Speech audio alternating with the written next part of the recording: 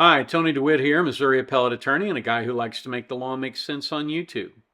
Today we have an interesting case from the Missouri Supreme Court dealing with an odd issue. It's an odd technical issue in the law, and you sometimes hear in the media and on television shows in particular, where they're not really going to bother with the truth a great deal, that a convict got out of something on the basis of a technicality. Well, this is the case. This is the case where the guy gets out of it on the basis of a technicality. So let's take a look at this opinion. So this is the case of Stephen Wisham, the state on relation of Stephen Wisham versus the Honorable Paula B. Bryant. Now, Paula B. Bryant here will be the judge in the Circuit Court of St. Louis. This is an original proceeding in prohibition. Now, the writ of prohibition is designed to confine a court to its jurisdiction. That was its original role. But now what it's used to do is keep a court from acting when it doesn't have the authority to act. Because courts always have jurisdiction to act, but sometimes they don't have the authority to act. And this is what this case is asserting, that Judge Bryant does not have the authority to take further action in this case. Let's look a little bit further at what the case says. So Stephen Wisham petitions this court for a writ of prohibition barring the circuit court from taking further action in his pending criminal case. And the reason that it does that is because he says the circuit court violated the Interstate Agreement on Detainers, IAD, when it continued his criminal case and failed to conduct a trial within 180 days of his request to dispose of his pending charges. So you're probably wondering what the Interstate Agreement on Detainers is. And the court's fixing to explain that. But let me give it to you in a little less technical way. When somebody is sent to jail, let's say they get picked up, as in this case, by the police in Tennessee, and they get arrested for something there and sent to jail in Tennessee. But there's a crime that was committed in Missouri, and Missouri would like to have him back to try for the case and the crime that was committed in Missouri. So in order to do that, they place what is called a detainer on that person in the Tennessee court system. And the detainer says, don't let this guy go when he finishes serving his sentence. Well, what that does is it oftentimes takes people out of the system that is designed to rehabilitate offenders. It might make them unable to take advantage of rehabilitation things like classes, like job training, like in some cases being allowed to do work outside the prison during the day and return during the evening hours as a way to learn a trade or a profession. So a lot of people got together and they composed this Interstate Agreement on Detainers. And the agreement says that if somebody has a detainer filed against them, they have a right to ask to have that charge heard and tried within 180 days. In other words, the state that wants him back, that has filed the detainer, has 6 months to get this case ready to try and get it tried and get it decided. And if it does not within that 6 months, then the petition, the complaint against the individual must be dismissed with prejudice, which means it can't be refiled. So I just saved you about 10 minutes of me reading that in the opinion. In his writ petition, Wisham alleges the circuit court violated the agreement when it continued his criminal case and failed to conduct a trial within 180 days of his request to dispose of his pending charges. Because the state waived any argument that Wisham failed to properly invoke his rights under the IAD, the circuit court lacked good cause to continue Wisham's trial when all the parties were ready and prepared to try his pending case within the 180-day period. The IAD mandates dismissal of Wisham's case. For these reasons, the court makes permanent its preliminary writ prohibiting the circuit court from taking any further action in Wisham's pending criminal matter other than dismissing the charges. Hey, allow me to interrupt for just a second and ask you, if you haven't already subscribed, please subscribe. And if you wouldn't mind, hit that like button. That lets YouTube know that this is a good video and they can recommend it to others. It helps me out a lot. Thanks. So I need to point out sort of a historical glitch in this, if you will. There are two circuit courts of St. Louis. One of them is the Circuit Court of St. Louis City.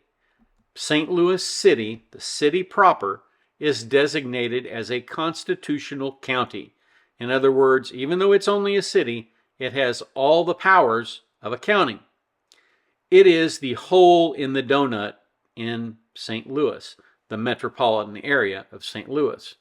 The donut around the donut hole in St. Louis is called St. Louis County. And St. Louis County has a circuit court of its own. Now, you may remember that there were some problems with a certain circuit attorney in the St. Louis City. And that St. Louis City circuit attorney was causing cases to get dismissed right, left, and sideways because apparently she honked off so many of her assistant prosecutors that she didn't have sufficient staff to try these felony cases. But this is not one of those cases. This is the Circuit Court of St. Louis County. It's the donut, not the donut hole, and it is a different office of prosecution. I'm going to try to shorten the timeline here. In January of 2020, Wisham is charged with criminal acts. We don't need to go into exactly what those acts were.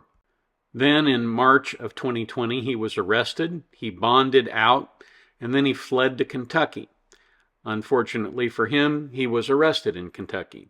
The case doesn't say what charges were filed, but the feds got him, and they arrested him. He pled guilty, and he got a 36-month sentence, so he's eligible for release in May of 2023.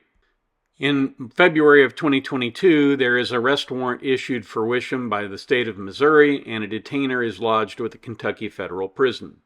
In April of 2022, Wisham makes a request under the Interstate Agreement on Detainers, sends the documents to the state court and the state prosecutor. On April 22nd, the federal prison agrees to release him to the state, and the state files paperwork agreeing to accept custody. On June 8th, the state receives Wisham into state custody. On June 21st, it is his first appearance in court.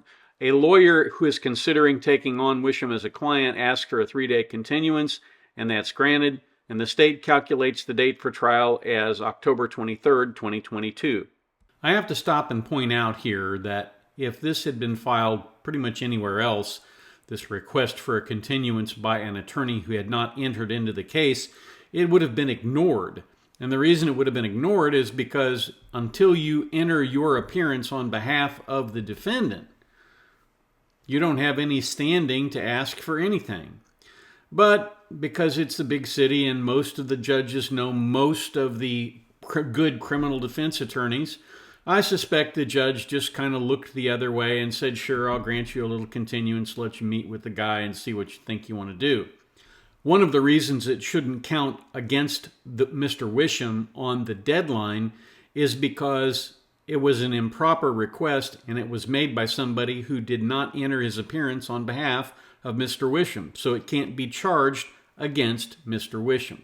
The court doesn't deal with that in the opinion, but if this had been one of those very close cases where the time, where it was 1 or 2 days off, it might have made a big difference, and I think it would have been a reasonable point to advance. On June 23rd, 2022, the public defender is appointed because the other attorney didn't want to take the case. And the public defender tells the state, hey, you got the date wrong. The new trial date is October 11th of 2022. The court then sets the date for trial for 10/11/2022. On that date, the state appears ready for trial. Wisham appears ready for trial, but the court can't impanel a jury, so it continues the case. Thereafter, on October 14th, Wisham moves to dismiss the case, and on October 18th, the court holds a hearing and denies dismissal. It then resets the case to October 31st, 2022. On October 31st, 2022, all parties are again ready, but the court this time on its own motion resets the trial to January 30th of 2023. 3 days before the case will go to trial, Wisham files for a writ of prohibition in the Supreme Court. The court then on the 29th issues a provisional writ, so the case is stayed. The court under the circuit court can take no further action while the writ is pending, but Wisham remains behind bars.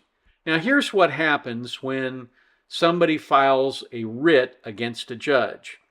Whoever is the opposing party, in this case the state files the answer for the judge. In other words, we don't make the judge come in and say, well, this is what I thought. We make the state come in and say, well, this is why you shouldn't make the writ of prohibition permanent. So what a writ of prohibition does is it freezes things. It's like a giant blast of Freon. It freezes everything in the status quo and it says, let's take a look at this. You know, the appellant files a brief. In this case, that would be Wisham. The state files a response, and then Wisham files a reply. They hold oral argument, and then on August 29th of this year, the court reached this opinion. So the state's in trouble here. They violated this interstate agreement on detainers, and now they have to justify some reason why the court shouldn't make this writ permanent. And here's what they say. They say, first of all, the guy who filed this interstate agreement on detainers motion didn't comply with the technical rules because he didn't file the certificate with it. And that's really a ridiculous argument, and the court deals with that. And then the next thing that the state says is, well, the court had good cause for continuing the case because there is a provision in the rule that says you can continue a case for good cause. And we think that not being able to impanel a jury is a pretty good cause. And the court deals with that. Let's see how. The state, however, may waive a prisoner's compliance with provisions of the IAD, as several courts have recognized. In Souter, an Oklahoma prisoner filed a motion in the circuit court seeking disposition of a pending Missouri charge, but failed to accompany his request with a certificate of inmate status. The prosecutor responded to the prisoner's request by sending an acceptance of temporary custody offered in connection with the prisoner's request for disposition of a detainer. And he sent that to the warden of the Oklahoma prison. The form set forth the acceptance of temporary custody with the intent to bring the prisoner to trial. The prisoner was not brought to trial within 180 days, and the Court of Appeals granted mandamus relief. It says, look, you knew that what his status was because you accepted his custody. So you waived compliance with the IAD. And that's essentially what they found here with regard to Wisham. They say, having requested and accepted temporary custody of Wisham under the IAD and admitting Wisham complied with the IAD, the state conceded the IAD applied and waived any post hoc objection to the sufficiency of Wisham's request to dispose of his pending charges. And they cite that Souter case as a result. Now, then the issue is good cause. The state also alleges good cause warranted continuing Wisham's trial date because there was an absence of jurors to hear the case. And it says the statute provides for good cause shown in open court, the prisoner or his counsel being present, the court having jurisdiction of the matter may grant any necessary or reasonable continuance. Good cause, however, is not a license to evade the purpose and intent of the IAD. The Court of Appeals in the state and courts in other jurisdictions have routinely held that a court's crowded docket does not on its own provide good cause to extend the period. Rather, the circuit court is obligated to take affirmative steps to prioritize an IAD case as necessary to try the prisoner within the applicable time limits. Having received his request, the circuit court was obligated to dispose or try Wisham's case within the applicable time limit. And there you have it. You have a gentleman who was charged with some pretty awful offenses and who used the procedures in the court system to his advantage and said, look, I didn't get my speedy trial. I didn't get my trial within 180 days. And because I didn't get my trial within 180 days, you have to let me go. You have to dismiss the charges with prejudice. And that's what the circuit court will have to do.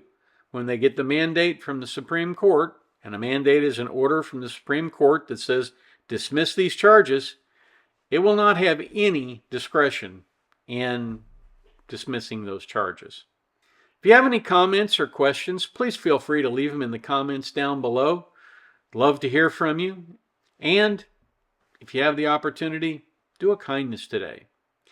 If your church group has the option of going into your county jail and witnessing to the inmates and just visiting with them, just treating them like human beings maybe, that is a really good thing to do. It is an opportunity to go in and serve and just be nice to people who don't have a lot of options in their future. They are probably in jail because they've done something bad. And sometimes it's nice to know that there are people out there who care. But whatever you do, do not get involved with anybody. Don't become a pen pal. Don't encourage them beyond just treating them nicely like you would any other acquaintance on the street, because a lot of those prisoners are predators and they will take advantage of you.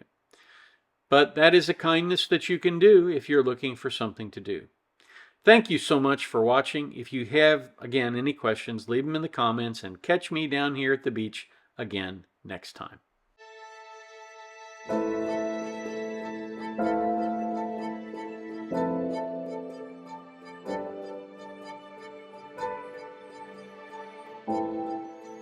If you like this video, here are a few others you might try, and don't forget to subscribe. Have a terrific day, guys.